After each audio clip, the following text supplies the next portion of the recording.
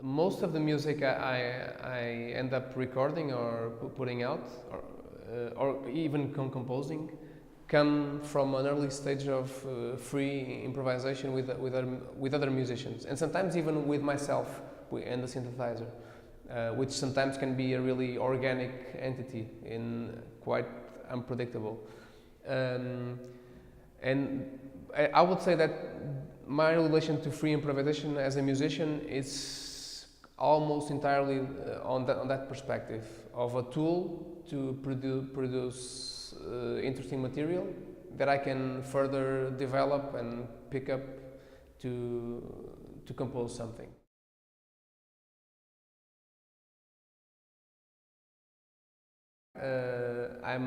I started as a musician, and I'm still a musician.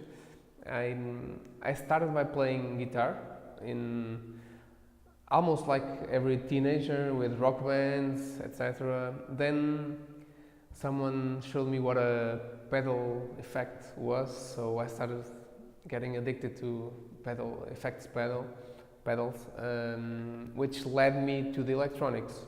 So nowadays I mostly work with electronic modular systems, which I adapt to specific performances or specific ensembles. So it's quite, that's the advantage of being modular. So my main instrument, I would say nowadays, is the synthesizer. Not from the perspective of a traditional keyboard player, because I don't play. My playing is really bad, so I mostly work with textures and noises, and also, of course, there's some harmonies and notes, but not from a traditional perspective. But I think it's good as a musician to. It's a privilege to be on both sides. I can like play. Like it happened like in Pavilhão Atlântico, huge, the biggest venue in Portugal, and the next day playing in Serralves for 10 people, which is, I think it's really a privilege as a musician. So like I said, my connection to this more experimental improv world was by the electronic, my interest in electronics. I wanted to make electronic music. I wanted to explore the electronic systems as an instrument, and I couldn't do it within the context of a band, so I had to do it myself. So I started by learning. I don't have any formal academic formation or training, so I learned by myself, by doing it, by reading. I do a lot of reading on several aspects of contemporary music, composition, improvisation, history, etc. So I get to learn myself, and within that process, I had the opportunity to meet a lot of people, to play a lot of people. At some stage, I even tried to learn the more conventional jazz language on the guitar, to be able to do improvisation with other musicians. I soon realized that it wasn't really something I would like to spend my time with, like practicing technique. I was not interested in that. So nowadays I still collaborate with other musicians. I also then this was something new to me. I started writing for orchestra. We were commissioned to do a composition for piano, electronics and ensemble. I also do music for cinema and installations, exhibitions. I would say two highlights were doing the film for a really well-known Portuguese director, João Pedro Rodrigues, which was presented at Cannes Festival, and I also did the music for music and sound, whatever, to this big commission from Triennale di Milano and MoMA for two Portuguese architects, Eduardo Sotomoura and Álvaro Cisa Vieira, They had an exhibition commissioned by Ordem dos Arquitetos do Norte and MoMA and Triennale de Milano, which featured, I guess, 14 videos about their work, and I did the music for those. So it was really great because they get to be exhibit on such great events and spaces.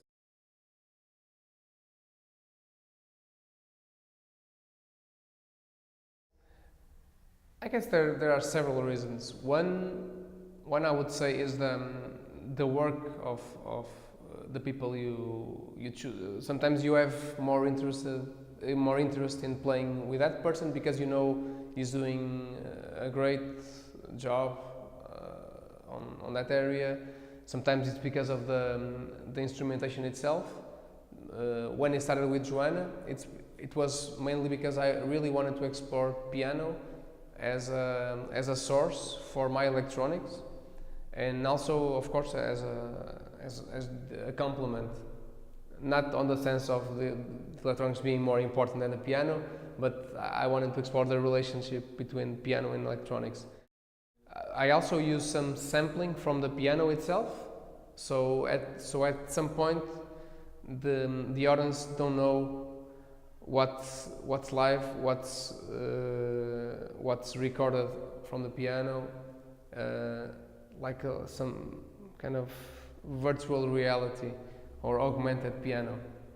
But I tend to use only the piano as source for the sampling that exists. So I guess it depends on the people, on the person, of course, and the instrument, I would say. I have collaborated on punctual basis with other artists that I didn't know, and it was also interesting. But for me personally, I have a lot of stuff going on. I have Generation, I have Semi-Breve Festival, I have a family. So I do need to choose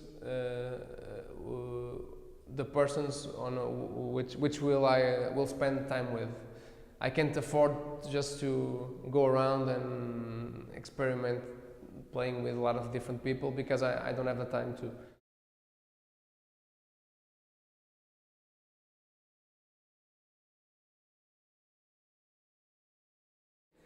I think the improv scene in Portugal is, I would say, quite trendy because a few months ago the Wire magazine put out a big article on our improv scene.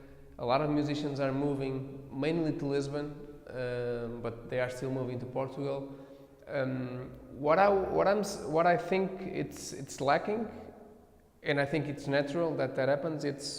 It's very Lisbon focused and oriented, but that's expectable because outside Lisbon, most of the cities, including Porto, are not so live in terms of culture, generally speaking.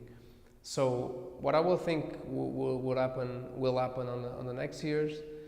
It's hopefully a little bit spread to other cities, and of course that's also related to the artistic scenes of those cities. Like I was saying earlier, in Braga there are no venues that hold like improv or even experimental music or art. Generation is the only venue doing it, so it's always difficult for the scenes to grow organically because the musicians don't have nowhere to play. And even here, I can't do it every time because there's no audience. It's not good to host events where no one will appear. So I try to do it within some certain contexts that will hopefully attract people and educate people. And education is also a big component on our work. We try to show from early stages from children mainly that these musical languages exist and everyone can learn them and have fun with them. So I think for the improv community and experimental music community to foster in Portugal. A lot of work has to be done on the educational side of things, on the curatorial side of things, and it takes time. But definitely we are going somewhere. There's some increasing interest. Labels like Clean Feed, Espuma, Jazz ao Centro are doing a really great job. Institutions like Sonoscopia in Porto are doing an amazing job. Serralves, of course. So if we compare this nowadays to 5-10 years ago, I think there's a huge difference. There's a new generation of improvisers and musicians, a lot more than the previous generation, which had, of course, amazing musicians. So all the signs are positive.